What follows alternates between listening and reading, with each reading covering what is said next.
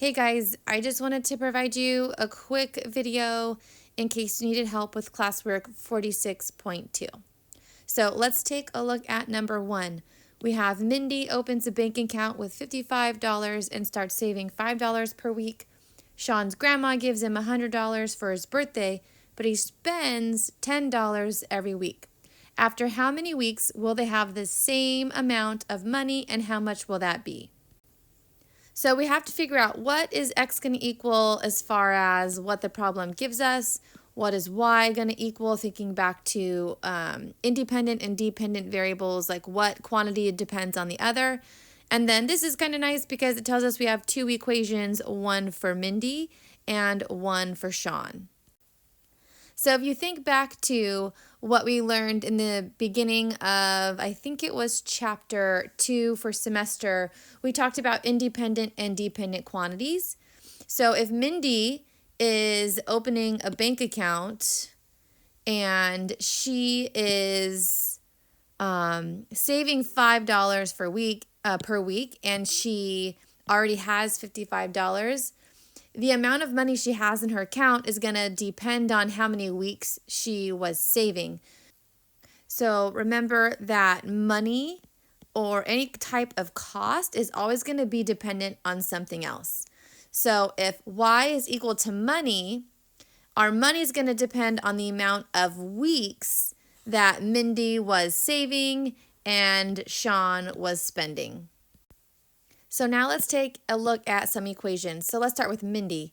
So Mindy opens a bank account with $55 and she saves $5 per week. So this is how much money she starts with. This is the rate in which she's saving. So that can be represented in the form y equals mx plus b.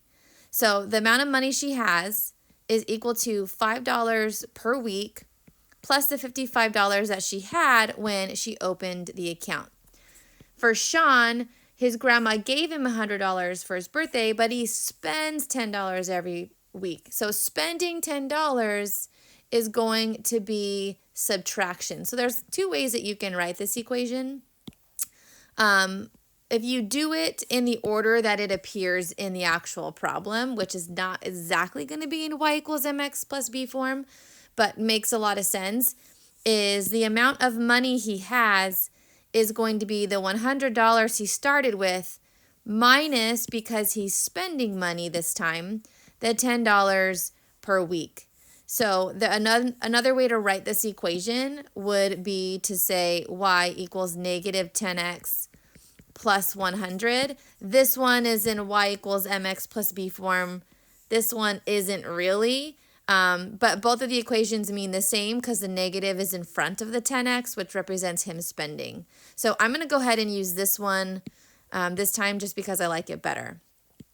So because we're solving problems using substitution, we have two equations that say y equals and y equals. So to solve them, we simply just set them equal to each other.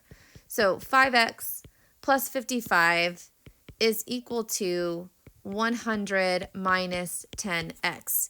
And another way you know you want to set them equal, because it says in the problem that you want to know when they're going to have the same amount. So if we want to know when they're going to be same or equal, we set them equal to each other.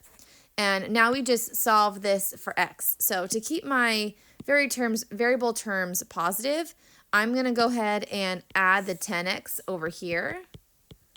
And that's going to give me 15x plus 55 is equal to 100, and then subtract the 55 from the other side. That will give me 15x is equal to 45, and then once you divide by 15, you get x equals 3. So now we know that if x is 3, x stands for weeks. So after 3 weeks, they're going to have the same amount. The other part of the question says, and how much will that be? So after 3 weeks, how much money will they have? To figure that out, all we have to do is take the answer we know for x and substitute it back into one of these two equations. I'm going to substitute back into the first one just because that one has smaller numbers. So we have y, let me do that in the same color. Let's see. We have y is equal to 5 times my answer that I just had, which was 3. So 5 times 3 which will represent the X for weeks. So this was an X, but now I'm replacing it with the 3, and I'm just taking this equation and going to simplify it now. So now we have 15 plus 55, and that looks like that's 70. So now we want to write our answer in a complete sentence. So after 3 weeks, they will have $70 each. Now let's take a look at number 2. So in a very small town named Nowhere, there was 230 people in it, but when a new factory opened, an average of 40 people per year moved there. A town just a few miles down the road named Badwater had 580 people, but due to bad water, an average of 30 people per year had been leaving. How long until the towns had the same amount of people? So you know you're already going to have 2 equations, one equation to represent Nowhere and one equation to represent bad water. So now we have to think of our quantities that are independent and dependent. So this problem is talking about amount of people that are moving per year, right? So the amount of people that are moving, or the amount of people that are in the town, will depend on the number of years, or what year it is. So now let's look at some equations to represent the town of Nowhere. So if we look at Nowhere, Nowhere already had 230 people in it, but when a factory opened, an average of 40 people moved there.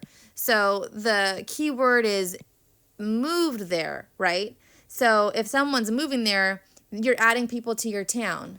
So we represent that as Y equals the amount of people, right? Because that's what Y represents.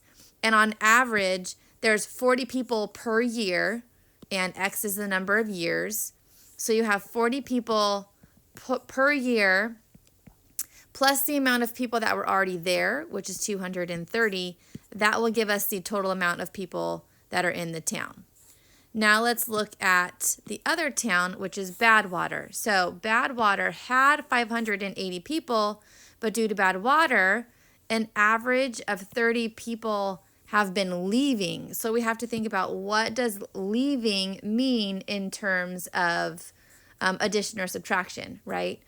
So Badwater, the amount of people in the town, they started with 580, but they have 30 people per year leaving. So leaving is going to be subtraction, because the number of people in the town's getting smaller.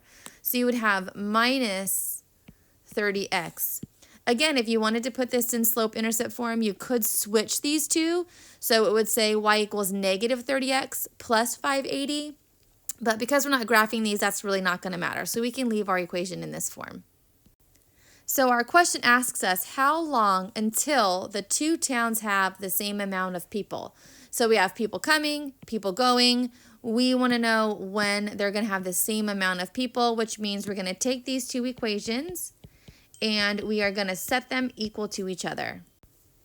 To keep positive variable terms, it's my just common practice, I'm going to add this one over to maintain positive variable terms. You don't have to do that if you want. You could subtract the 40x over, so it's just kind of up to you, personal preference.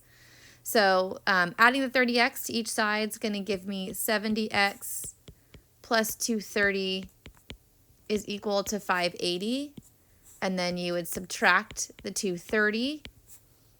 That would give you 70x is equal to 350. And then you would divide by 70 on both sides, and that would give us 5. So going back up to the question, how long until the 2 towns have the same amount of people? So if x is equal to 5 and x represents the number of years, they will have the same number of people in year 5 or after 5 years. Okay guys, so hopefully completing these 2 examples provided you with some assistance for how to complete the rest of the problems. As always, I don't mind if you guys are working together on completing your work, so please make sure you finish the assignment and submit it on Canvas.